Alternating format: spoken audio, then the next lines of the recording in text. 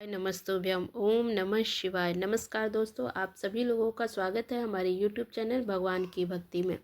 दोस्तों, आप सभी लोग जानते हैं कि 18 दिसंबर 2024 बुधवार के दिन पड़ रहा है पौष मास की संकष्टी चतुर्थी व्रत। और दोस्तों, इस तिथि को आप एक छोटा सा आपको उपाय करना है। आपको बता दें कि ये जो तिथि है ना, वो इस पौष मास में पड़ने वाली सबसे बड़ी तिथि है, क्योंकि ये बुधवार के दिन पड़ रहा है, तो इसका बहुत ही बड़ा और विशेष महत्व हो जाता है। तो पूज्य गुरु जी ने कहा है कि कभी भी ऐसा मौका आए कि पौष महीने के बुधवार के दिन संकष्टी चतुर्थी व्रत आए, तो उस दिन आपको सिर्फ 5 गेहूं के दाने वाले उपाय करने हैं। ठीक है, इस दोनों का सहयोग बहुत ही कम होता है। गुरु जी ने अपने शिव पुराण कथा में बताया है, और इसको मैं सुनकर आपको बताने वाली हूँ कि ये 5 गेहूं के दाने वाले उपाय को कैसे करना है। अगर आपने पूरे साल में कभी नहीं किया है तो इस विशेष दिन में इस उपाय को जरूर से कर लीजिए। इस 5 गेहूं के दाने वाले उपाय कर लेते हैं ना, तो आपके जीवन में चाहे जिस प्रकार की परेशानी हो वो दूर होगी। तो आपको बता दें कि 18 दिसंबर आपको बुधवार के दिन इस उपाय को करना है। और आपको अब बता दें कि इस उपाय को कैसे करना है, कब करना है, और इस उपाय को करते समय किन किन बातों का ध्यान रखना है। ये सारी चीज़ें मैं इस उपाय में को भी अभी आपको इस वीडियो में सारी चीज़ें बताने वाली हूँ। तो आप बने रहें, अंत तक वीडियो को सुने। तो चलिए हम आपको शुरू करते हैं कि कैसे करना है। तो सबसे पहले हम बात करते हैं कि अगर आपके जीवन में अगर किसी भी तरह की समस्या है, होता है ना, बहुत बारी किस कारण से समस्याएं जीवन में आ रही है हमें पता ही नहीं चलता है, और हम परेशान हुए रहते हैं। इसके बहुत सारे कारण हो सकते हैं, जैसे पितृदोष हो सकता है, मंगल दोष हो सकता है, सर्प दोष हो सकता है। तो अब आपको कुछ नहीं करना है, किसी भी परेशानी के कारण जानने का जरूरत नहीं है। बस आपको इस विशेष दिन में इस 5 गेहूं के दाने वाले उपाय को कर लेना है। ठीक है, आपको किसी विशेष दिन में अगर कोई उपाय करते हैं ना, तो वो उपाय का जो फल होता है ना, वो बहुत जल्द और बहुत बड़ा होके मिलता है। तो आप मैं वीडियो में एक एक करके बता रही हूँ, ध्यान से सुनिएगा कैसे करना है। तो देखिए, इससे पहले हमको आपसे एक अनुरोध है कि अगर हमारे चैनल पे पहली बार आए हैं तो आप हमारे चैनल को एक लाइक सब्सक्राइब कर दीजिएगा। तो चलिए हम वीडियो में आगे बढ़ते हैं। तो इस उपाय को आखिर करना किसको, देखिए बुधवार को आपको इस उपाय को करना है। ठीक है, इसको करने के लिए सबसे पहले घर की जो बड़ी माताएं बहनें हैं, अगर कोई उपाय करती हैं ना, तो घर की लक्ष्मी होती है, तो वो इस उपाय को कर सकती हैं। चाहे अगर घर में किसी की खुद की कोई मनोकामना हो, दुख हो, परेशानी हो, तो वो भी कर सकता है। यानी कि सब मिला के ये समझिए कि घर का सारे लोग एक साथ मिल के भी घर के सुख शांति के लिए उपाय कर सकते हैं। कोई एक व्यक्ति भी कर सकता है, चाहे महिला हो, पुरुष हो, बड़ा हो, छोटा हो, इस उपाय को कर सकता है, या घर की माताएं बहनें कर सकती हैं। इसमें कोई दिक्कत वाली बात नहीं है। ठीक है, अब बात आता है कि इस उपाय को करना कब है। तो इस उपाय को करने के लिए सबसे मतलब उत्तम समय, या कहिए कि सबसे बेहतर समय क्या होगा, तो आपको प्रदोष काल में इस उपाय को कर सकते हैं। सुबह में भी करेंगे तो कर सकते हैं, और ज़्यादा लेकिन उत्तम समय होगा प्रदोष काल, शाम के समय करेंगे तो अच्छा होगा। देखिए, इसमें कोई दिक्कत नहीं है, आप सुबह में भी कर सकते हैं। अगर शाम में समय नहीं मिला, किसी कारणवश से नहीं कर पाए, तो सुबह में भी कर सकते हैं। कोशिश करिए कि शाम में भी करें। ठीक है, तो आपको बता दें कि सुबह में करेंगे तो कितने बजे तक करेंगे, ये बात आती है। तो देखिए, जितना जल्दी हो आप उठ के कर सकते हैं नहा धोकर, लेकिन अगर आप 10 से 11 बजे तक कर लीजिए, कोशिश कीजिए। अगर नहीं भी होता है तो 12 बजे से पहले ज़रूर कीजिए, उससे ज़्यादा देरी नहीं कर सकते हैं। ठीक है, 12 बजे से पहले।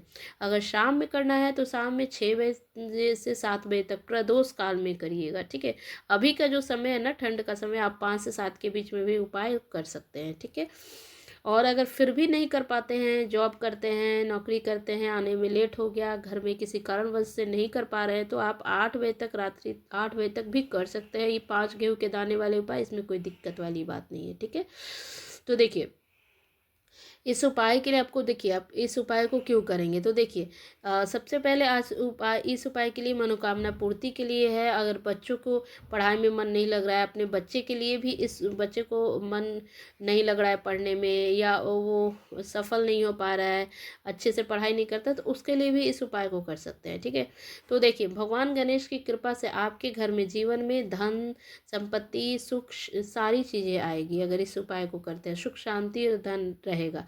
तो पूज्य गुरु जी ने कहा है कि वो इस पूज्य गुरु जी ने कथा के अनुसार बताया है कि पूरा कोशिश करें कि इस उपाय को आप समय का अंतराल करें। तो आपको कैसे करना है, तो देखिए सबसे पहले इस उपाय के लिए क्या करना है, एक तांबे के पात्र में शुद्ध जल ले लेना है, घर से ही लेना है। और आपको गेहूं के दाने लेने हैं, ठीक है। अपने सीधे हाथ में आपको जल का पात्र लेने हैं और दूसरे हाथ में और ये गेहूं के दाने लेने हैं, ठीक है। दोनों ही सामग्री लेकर आपको पहुंच जाना है घर के आसपास में कोई भी आपको भगवान शिव जी का मंदिर है वहाँ पे पहुंचना है, ठीक है। सुबह में अपन लेके जा रहे हैं या शाम में, किसी भी समय आप इस सब उपाय को कर सकते हैं, इसमें कोई दिक्कत नहीं है। आपको करना क्या है, तो देखिए इसको आपको करने के लिए 5 गेहूं के दाने लिए हैं आप, अशुद्ध जल आपने लिया है, ठीक है। और इस 5 गेहूं के दाने को कहीं से भी टूटा ना हो, खंडित ना हो, इसका ध्यान आप रख लीजिएगा। कभी भी खंडित चीज़ कोई भी चीज़ भगवान लोग को नहीं चढ़ाया जाता है, तो आप ये देख लीजिए कि कैसे मतलब खंडित ना हो, इसका ध्यान करिएगा, ठीक है। सबसे पहले थोड़ा सा आप जल को लेकर थोड़ा सा गीला कर लेंगे, आप हाथ में रख के उसको ये 5 गेहूं के दाने लेंगे उसको, और फिर ओम गणगण पते नमः इस मंत्र का लगातार जाप करते रहना है। और अब इस गेहूं के दाने को आपको शिवलिंग पर सीधे हाथ पर रख के और गणेश जी के स्थान पर आपको वहाँ पर आपको ये 4 गेहूं के दाने समर्पित कर देने हैं, ठीक है। श्री गणेश जी के जहाँ विराजमान होते हैं, जहाँ उनका स्थान होता है ना, तो 4 गेहूं के दाने वहाँ पे अर्पित कर देंगे और प्रार्थना करेंगे, जब जो भी बच्चा है मेरी बात सुने, उसका पढ़ाई में मन लगे, जो भी आपको मनोकामना है वो बोलना है, ठीक है। अब जो भी दिक्कत हो रही है तो आपको सफलता जरूर मिलेगी। इस प्रकार से अपना कामना करते हुए 4 गेहूं के दाने आप भगवान गणेश जी वाले स्थान पे समर्पित कर दीजिए। अब आपके पास बच गया एक एक गेहूं के दाना, वो जल के पात्र में डाल देना है, ठीक है। थोड़ा सा जल आपको भगवान श्री गणेश जी वाले स्थान पे समर्पित करना है और बाकी जो जल है थोड़ा सा जल आपको अर्पित करना है। आपको शेष जो जल का बच गया ना, उसी में आपको एक गेहूं का दाना डाल देना है। और 5वां गेहूं के दाने डालने के बाद आपको क्या करना है, गेहूँ जो बचा हुआ अंतिम गेहूं का दाना जो बचा हुआ उस पात्र में डाल दिया आपने। फिर तांबे के पात्र के अंदर एक गेहूं का जो डाले है आपने, उसके बाद उस जल को क्या करना है, भगवान शिव के शिवलिंग पर धीरे धीरे समर्पित कर देना है, श्री शिवाय नमस्तुभ्यम इस मंत्र का जाप करते हुए। गुरु जी ने कहा है कि जब भी आप यह जल अर्पित करेंगे तो आपको बिल्कुल धीरे धीरे अर्पित करना है और मात्र आपको इतना सा उपाय छोटा सा करना है, ठीक है। 4 गेहूं के दाने आप गणेश जी वाले स्थान पर समर्पित कर दिए और एक आप जो जल का पात्र में डालकर आपको शिवलिंग पर समर्पित करना है और धीरे धीरे आपको समर्पित करते हुए आपको जल धीरे धीरे डालते हुए श्री शिवाय नमस्तुभ्यम का जाप करना है। बस इतना सा उपाय करना है। इस उपाय को करते ही आपकी जो भी कामना होगी वो पूर्ण होगी, निश्चित पूर्ण होगी। और बच्चे जो भी समस्याएं हैं, बच्चे को किसी भी प्रकार की समस्या है, उसे पढ़ाई में मन नहीं लगता या किसी भी प्रकार की और मनोकामना है जो अधूरी रह गई है, वो भी आपको बोलना है, वहाँ पे जरूर पूरी होगी। बच्चे के लिए अगर कर रहे हैं तो इस प्रकार से आपको बहुत ही सुंदर और बहुत ही अच्छा उपाय है। बुधवार संकष्टी चतुर्थी व्रत के दिन इस उपाय को कर रहे हैं तो गुरुजी ने बताया है कि ज़रूर इसका आपको फल जल्द मिलेगा और अच्छा होगा, तो आप इस उपाय को जरूर। चलिए मैं आपको एक दूसरा उपाय बताती हूँ, ध्यान से सुनिएगा कैसे करना है। तो देखिए इसके लिए आपको 1 लोटा शुद्ध जल लेना है, फिर इसी के साथ ही आपको लेना है मात्र 2 हरे मूंग के दाने, ठीक है। और आप जो 2 हरे मूंग के दाने लेंगे वो कहीं से टूटा ना हो, खंडित ना हो, इसका आप देख लीजिएगा, साबुत होना चाहिए, ठीक है। इसी के साथ ही आपको एक पात्र थोड़ा सा आपको शहद ले लेना है इस एक कटोरी में या किसी पात्र में, ठीक है। जब आप तीनों सामग्री लेकर आपको पहुंच जाना है भगवान शिव के मंदिर में। और गुरुजी ने बताया है कि यह उपाय इससे आप इस बुधवार संकष्टी चतुर्थी व्रत पर सुबह से लेकर शाम तक कर सकते हैं, इसमें कोई दिक्कत वाली बात नहीं है।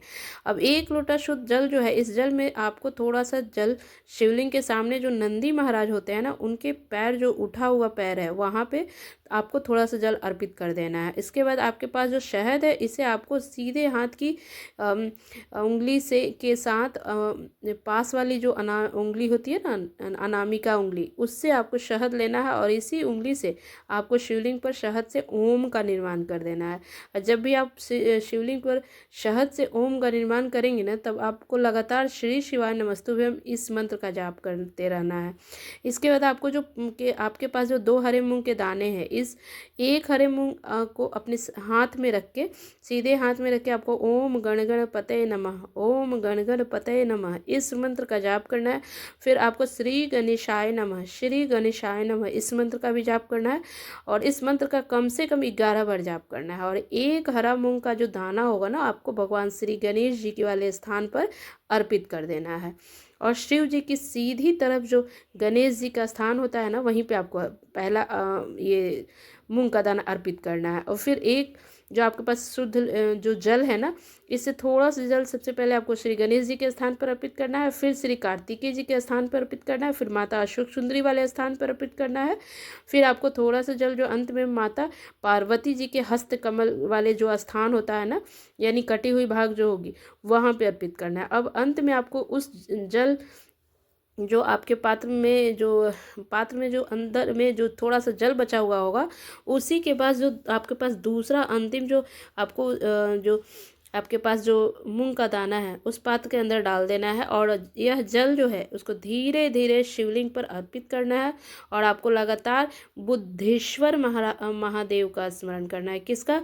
बुद्धेश्वर महादेव का मन में स्मरण करते हुए इस बुधवार को आपको इस उपाय को करना है। ठीक है, इनका बुद्धेश्वर महादेव का स्मरण करना है और जल अर्पित करना है। ठीक है, इसके बाद शिवलिंग के सामने आपको बैठकर महादेव से आपके जीवन में जो भी समस्याएं चल रही हो, जो भी दुख हो, जो भी कष्ट हो, जो परेशानी हो, जो दिक्कत हो, वो सब प्रार्थना करना है। और गुरु जी ने बताया है कि बुधवार के दिन इस तरह से आप अगर इस उपाय को कर लेते हैं ना, तो आपके घर में धन्य धान्य की समस्या हमेशा के लिए दूर होगी। यदि आपके बच्चे में बुद्धि, ज्ञान और विवेक की कमी होगी, उनमें भी बहुत तेज़ी से वृद्धि होगी। और जब आपको इस उपाय को अगर कर लेते हैं तो जीवन में सारी परेशानी दूर होगी, घर में दुख जो समस्याएं हैं वो सब दूर होगी, और घर में धन संपत्ति और वैभव की वृद्धि होगी। तो इस उपाय को जरूर से कीजिएगा। बहुत ही आसान उपाय है, लेकिन बहुत ही कल्याणकारी उपाय है, लाभकारी उपाय है। तो इस उपाय को भी ज़रूर कीजिएगा। बहुत बहुत धन्यवाद।